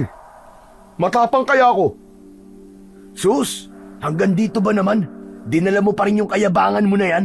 Pambihira ka talaga, oo. Hindi ka na nagbago. Tama na yan. Baka kung saan lang mapunta ang usapan na yan eh. Ang mabuti pa, pakiramdaman nyo na lamang ang paligid. Huwag kayo masyadong maingay. Kayong dalawa, Roy at Tirso, huwag na huwag kayong pakakalbot sa mga gabunan na. Alalahanin ninyo na wala kayong proteksyon sa katawan. Wala kayong kabal. O siya, sige. Tara na. Doon tayo sa bandaron na malapit sa kakahuyan. Mas lalong nilakihan ni Aris ang paghakbang, habang unti-unti rin ang paglapit ng mga naririnig nila na kaluskos sa kanilang paligid. Sinubukan ni Aris na hilahin ang tali ng pana. Itinutok yun sa kakahuyan. At sa pagkakataon na yun, biglang lumitaw sa kanilang harapan ang napakaraming gabunan na nakatayo sa unahan lamang ng kanilang dinaraanan. Nagpakawala kagad ng palaso sina Lolo Igme at Aris. Tumama yon sa noo ng isang gabunan. Bumagsak ito sa lupa habang nagkikikisay ang katawan. Sinamantala nina Aris at Lolo Igme ang pagkakataon na natakot ang mga aswang sa kanilang ginawa. Sumugod sila sa mga ito kasama sina Roy at Tirso. Nakipagpambuno sila sa mga gabunan. Bawat tamaan ng kanilang palaso ay bumabagsak ang mga ito sa lupa. Ilang segundo lang ang lumipas ay agad na natunaw ang katawan ng mga gabunan hanggang maging kulay itim na likido. Maghiwalay tayo, Aris. Hindi tayo makakalaban sa kanila na maayos kung magkasama tayo. Madali nila tayo matatalo. Ikaw naman, Roy, sumama ka sa akin. Ikaw, Tirso, kay Aris ka sumama. Mag-iingat kayo. Opo, Lolo Igme. Nang humiwalay sa kanila ang dalawa, ay nagsimula naman sina Tirso at Aris sa pagharap sa iba pang mga gabunan. Kaya lang, may biglang dumating na isang lalaki na walang kaalam-alam na meron palang mga gabunan sa paligid. Yun ang isa sa mga tao na hindi naniniwalang may aswang sa kanilang baryo. Ngunit huli na para mailigtas nila ang buhay ng lalaki. Agad na sinakmal ng gabunan ang ulo nito habang nagkakakawag ang katawan. Hindi na nag-aksaya ng oras si Aris. 2 palasok agad ang tumama sa katawan ng gabunan na kumain sa ulo ng lalaki. Bumagsak ito sa lupa. Dala ng galit ng binata, nilapitan niya ito at malapitan na pinana ang noo. Tumagos yun hanggang sa lupa. Aris! Sa likod mo! Biglang napalingon si Aris dahil sa yabag ng paa ng gabunan na aatake sa kanyang likuran. Agad niyang binunot ang palaso sa katawan ng aswang na nakahiga sa lupa. At yun ang ginamit niyang pansaksak sa papalapit na gabunan. Itinarak niya ang talim ng palaso sa mismong noo nito. Umangil ng masakit sa tenga ang gabunan hanggang sa tuluyang natunaw at naging kulay itim din na likido. Nang mawala ang ingay ng mga kalaban, isa-isang inipon ni Aris ang mga palaso para gawing bala ulit. Maya-maya pa ay napansin niyang lumapit na rin sa kanila sina Lolo Igme at ang kaibigan niyang si Roy. Habang habol ang hininga, akala nila ay tapos na ang laban ng mga sandaling yon. Subalit nagulat sila nang makita ang 3 nilalang na biglang lumitaw mula sa madilim na bahagi ng kakahuyan. Nanlaki ang mga mata ni Aris nang makilala ang kanyang mga magulang. Diyos ko! Nay! Tay! Lolo Igme! Ano po nangyari sa kanila? Bakit naging ganyan po ang mga itsura nila?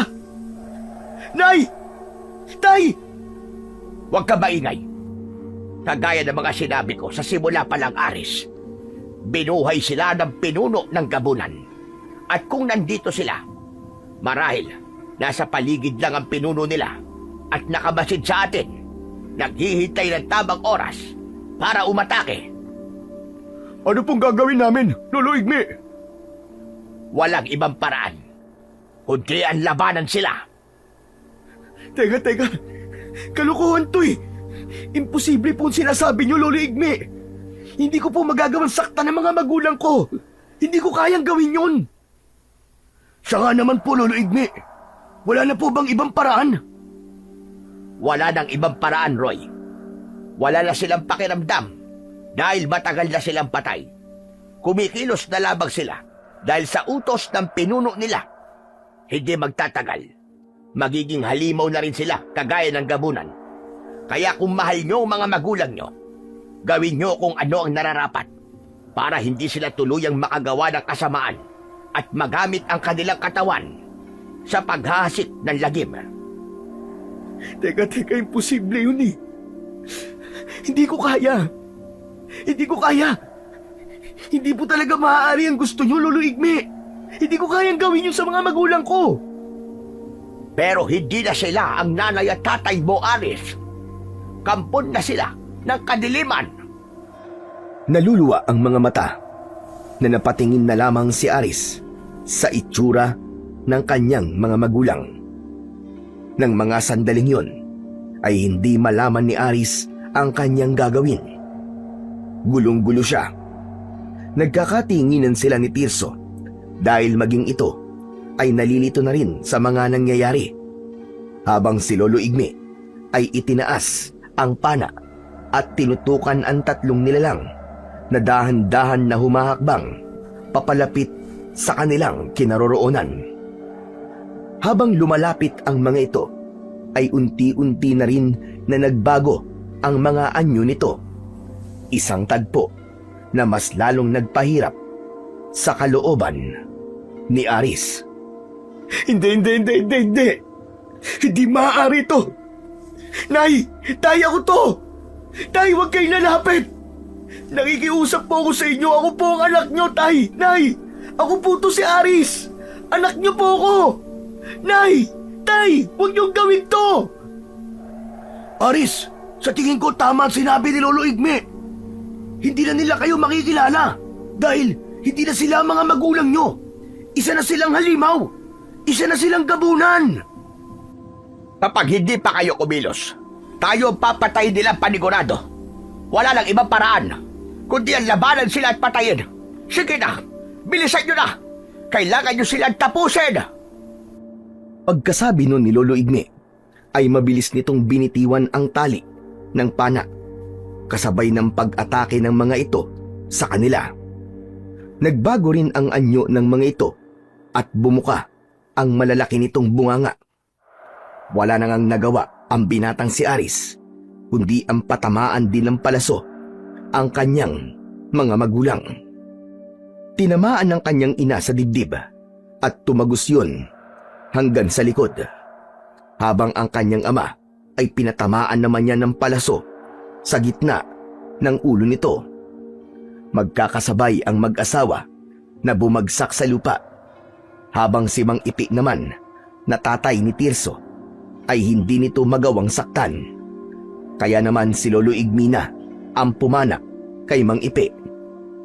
Kaya naman, nang tuluyan nilang napabagsak ang mga ito, ay lumapit sina Aris sa kanyang mga magulang. Pareho silang umiiyak ni Tirso, habang si Roy naman ay nakahawak sa balikat ng dalawa nitong kaibigan.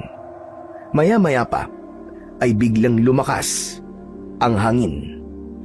Ang kanina na pag-iyak ni Tirso ay biglang napalitan ng malalakas na halakhak.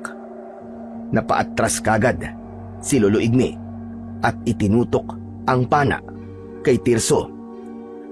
Aris! Roy! Lumayo kayo sa tabi niya! Pambihira! Bakit hindi ko kagad naramdaman ang presensya niya? Hindi na siya si Tirso! Siya ang pinuno ng mga gabunan! Bilisan niyo! Lumayo kayo sa kanya! Papatayin kayo dyan! Dahil sa pagkabigla ay hindi kagad nakakilos si Aris, kaya nasakal kagad siya ni Tirso. Ganon din si Roy na nabitiwan pa ang hawak-hawak na itak dahil sa labis na takot. Ang tatanga niyo talaga. Ang dali niyong pasakayin sa lahat ng pagpapanggap ko. Pinatay ko na ang kaibigan niyo nang gabing umalis siya sa bahay ng matandang Igme. Hindi niyo ba nakilala ang katawan ng kaibigan niyo na basta ko nalang iniwan sa gilid ng daan? Mga wala talaga kayong kwenta. Mga inutil. Hayop ka! Hayop kang gabunan ka! Magbabayad ka! Demonyo ka! Kayo ang magbabayad sa akin. Lalo pa ngayon na nalaman ko nang taglay nyo ang kapangyarihan ng kabal. Pero hindi nyo ba alam na meron din kayong kahinaan na magagamit ko laban sa inyo? Kung hindi kayo maaaring tablan ng mga sandata dahil makulat ang inyong balat, sasakal ko kayo papatayin. Ito na ang magiging katapusan ng ipinagmamalaki niyong kapangyarihan. Bitiwan mo sila, hayop ka, demonyo ka! Kung hindi, patatamaan ko ng palaso ang ulo mo! Sinasabi ko sa'yo, hindi ako nagbibiro! Subukan mo, tanda! Subukan mo! Patamaan mo ko ng palaso. Tignan ko lang kung tatablan ako ng walang kwenta mong pana. Hindi na nga nag-aksaya ng oras si Lolo Igme. Agad nitong pinatamaan ng palaso ang noo ng kalaban. Ngunit tumigil lamang yon sa ere. Wala ka nang magagawa, tanda. Nakalimutan mo na ba na taglay ko ang kapangyarihang itim? Kaya naman, ibabalik ko sa'yo ang panang pinakawalad mo. Saluin mo, tanda! Mula sa harapan ni Tirso ay bumaling ang palaso paharap kay Lolo Igme. Kasing bilis ng hangin na lumipad yun at tumama sa dibdib mismo ni Lolo Igme. Napasigaw si Naroy at Aris nang makitang bumulwak ang dugo mula sa dibdib ng matanda na si Lolo Igme. Napaluhod sa lupa si Lolo Igme at nanginginig ang kamay na binali ang dulo ng palaso. Wala kang laban sa kapangyarihan ko kahit may taglay ka pa ng kabal. Dahil sa sandata mismo na merong pinagsamang lakas ng kadiliman at pinagbabara ng kabal ay siya ring magagamit ko sa pagpatay sa'yo. Hindi mo man lang naisip na kapag merong kang binigyan ng kapangyarihan ng kabal na matagal mong iningatan, ay siya ring magiging dahilan ng kahinaan mo. Wala kang kwenta. Inutil! Hindi! Hindi totoo yan! Demonyo ka! Totoo, Igme! Totoo! Pagmasdan mo kung paano kung papatayin sa harapan mo ang dalawang binatang ito. Pipigain ko kanilang leeg. Unti-unti ko silang dudurugin hanggang sa mamatay sila. Naramdaman ni Aris ang paghigpit ng kamay ni Tirso sa kanyang leeg. Iba ang lakas nito at ang kuko nito ay unti-unti na rin na bumabaon sa kanyang leeg. Binitiwan niya ang pana, saka inipon ang lahat ng kanyang lakas at inatake niya ng isang malakas na suntok ang kaibigan niyang si Tirso. Ngunit hindi man lang ito natinag. Maya-maya pa ay unti-unting bumuka ng malaki ang bibig nito. Tangkasa ng lulunukin ang ulo ni Aris nang biglang tumama ang palaso sa loob ng bibig nito. Sa kabila ng panghihina ay nagawa pa rin ng matanda na gamitin ang pana. Sinamantala naman ni Aris ang pagkakataon na yon. Binunot niya kagad ang palaso mula sa bibig ng halimaw at inulit-ulit ang pagsaksak sa mismong noo ng pinuno ng mga gabunan. Ibinaon niya ng gusto ang palaso hanggang sa tumagos yon sa ulo nito. Nabitiwan sila nito at bumagsak sila sa lupa. Mabilis na bumangon si Aris. Dinampot niya ang nabitiwan na pana at agad na pinana ang nakaigang pinuno ng mga gabunan. Inubos niya ang palaso sa katawan nito hanggang sa tuluyang malusaw at maging kulay itim na likido. Aris! Aris, tol! Tumayo ka, dali! Si Lolo Igme! Masama ang tama niya! Saka lang naalala ni Aris ang nangyari kay Lolo Igme. Agad nila itong nilapitan at inalalayan na makatayo. Lolo Igme! Lolo Igme! Tol, Lolo Igme, kailangan niyo sumama sa akin.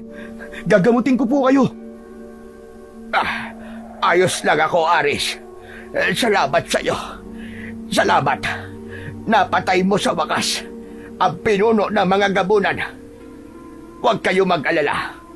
Kapag nalagyan na ng langis ang sugat ko, mawawala rin ito at tuluyan ding gagaling. Mabuti naman po kung ganun. Sige po, kumapit po kayo sa akin. Inalalayan ng magkaibigan ang matandang si Lolo Igme. Saka umalis sila sa lugar na yon. Paglabas nila ng gubat, tumambad sa kanilang paningin ang nangyari sa kanilang baryo. Hindi nila inaasahan na maraming gabunan pa ang naroroon at pinipilit na buksan ang pinto ng bawat bahay ng mga tao. Habang ang iba naman na kalalakihan ay iginapos ang mga gabunan na nahuli ng mga ito. Agad na sumaklolo sina Roy at Aris. Pinagtulungan nila ang mga natitirang aswang na gabunan. Tumagal halos ng kalahating oras ang pakikipaglaban nila sa mga aswang, hanggang sa tuluyan na ngang naubos ang kanilang mga kalaban at natira ang mga tao na nanghihinang napaupo sa lupa. Lahat ay hindi makapaniwala sa mga nilalang na umatake sa kanilang baryo. Nagmistulang impyerno ang lugar pagkatapos ng labanan. Pagkatapos ng madugong kaguluhan na yun, ay inalalayan na ng dalawa na makapasok ang matanda sa bahay ng binatang si Aris at ginamot nila ang sugat nito. Pinainom nila ito ng pinagbabaran ng kabal, saka nilagyan ng langis ang sugat. Ngayong tapos na ang bisyo ko, ay magpapaalam na ako sa inyo mga binata. Aba, wag naman po kayong ganyan magsalita, Lolo Igme. Hindi pa po kayo mamamatay. Matagal pa po ang buhay nyo. Si Raulo, hindi pa naman ako mamamatay. Nagpapaalam lang ako dahil babalik na ako sa tunay kong mundo. Kaya naman, kayo na ang bahala sa kubo ko. Ingatan mo ang aking kagabitan, Aris. Magmula ngayon, ikaw na ang papalit sa akin bilang isang albularyo na manunugis. Ipagtanggol mo ang karapatan ng mga mamamayan at huwag kang papayag na may mananakit sa kanila. Teka, sandali lang naman po, Lolo Igme. Naguguluhan ako eh. Ano po bang ibig niyong sabihin? Ang totoo, matagal na akong nagbabantay sa baryo na ito. Isa kong ermitanyo na naghahanap ng isang lalaking maglalakas ng loob na humingi sa akin ng proteksyon ng kabal. Sa awa naman ng Diyos, ay natagpuan kita, Aris. Yun lang ang nag-iisang misyon ko para iwanan na ang lugar na ito. Teka, Lolo Igme. Ang ibig niyo po bang sabihin taga-ibang lugar po kayo? Nakatira po kayo sa mundo ng mga engkanto? Ganun po ba? Tama ka. Natumbok mo, Aris. At ngayon, na napatay mo na ang pinuno ng mga gabunan, wala nang dahilan para manatili pa ako rito. Kung ganun po, Lolo Igme, matagal na po pala kayong nagbabantay sa aming lugar nang hindi po namin namamalayan. Ganun na nga, Roy. Maraming salamat po sa inyo, Lolo Igme. Salamat po sa tulong nyo. Kung hindi po dahil sa inyo, baka matagal na pong naubos sa mga tao rito. Baka wala na rin po kami. Walang anuman yun, Aris. Ang mahalaga ay panatilihin nyo ang pagiging mabuting tao. Wag na kayong magdadalawang isip para tumulong sa iba. Ngayong nalaman mo na rin ang kahinaan ng kabal. Sa susunod, ay iiwasan mo na maulit ang nangyaring yung kanina. Kahit ako ay nagulat at hindi na naisip ang bagay na yon. Muntikan patuloy tayo. Talaga po pala na hindi sa lahat ng oras ay malakas ang kapangyarihan o agimat. Meron din silang kahinaan. Mabuti na lang po at nagawa niyo pa rin po kaming tulungan. Salamat po talaga sa inyo, Lolo Igme. Akala ko po ba, kapag engkanto po malakas at kayang lumaban po sa mga aswang? Roy, hindi naman ako ang engkanto na may taglay na malakas na kapangyarihan na katulad sa kwento ng matatanda. Isa lamang akong ordinaryong engkanto na nangangalaga sa kabal. Kung wala yon, abay mahina ako. Sa mundo namin, hari at reyna lang ang may malakas na kapangyarihan. Ganun po pala. Akala ko po kasi may taglay po kayong kapangyarihan na kaya pong pumatay sa mga aswang. Naikwento ko na sa inyo. O siya, sige na. Ako'y aalis na. Yung mga ibiniling ko ha, magpakabait kayo maigi. Ingatan nyo ang inyong baryo.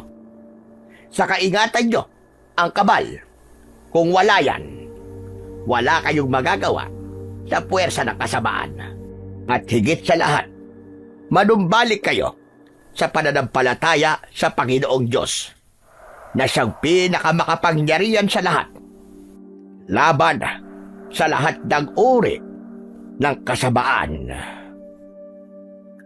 Mula sa kanilang harapan ay lumitaw ang liwanag.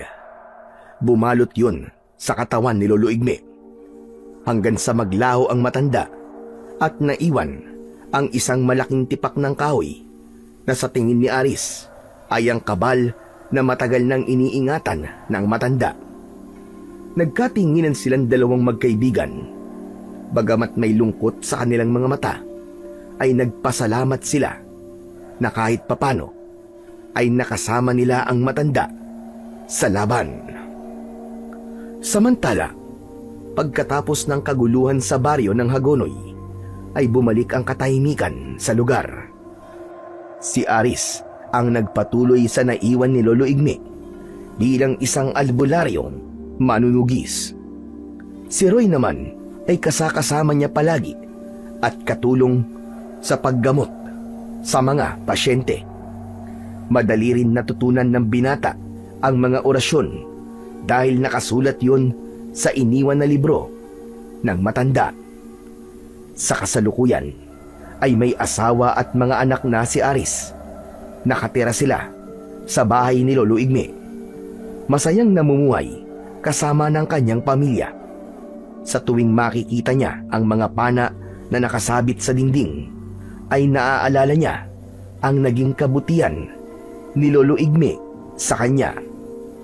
Habang ang kaibigan naman niyang si Roy ay nagpatuloy sa pag-aaral at ngayon ay isa ng ganap na pulis. Si Aling Corina naman, na nanay ni Tirso, ay umalis sa baryo nang malaman ang nangyari sa anak, hanggang sa tuluyan nang nawala ang kwento tungkol sa mga gabunan na sumalakay noon sa baryo ng Hagonoy.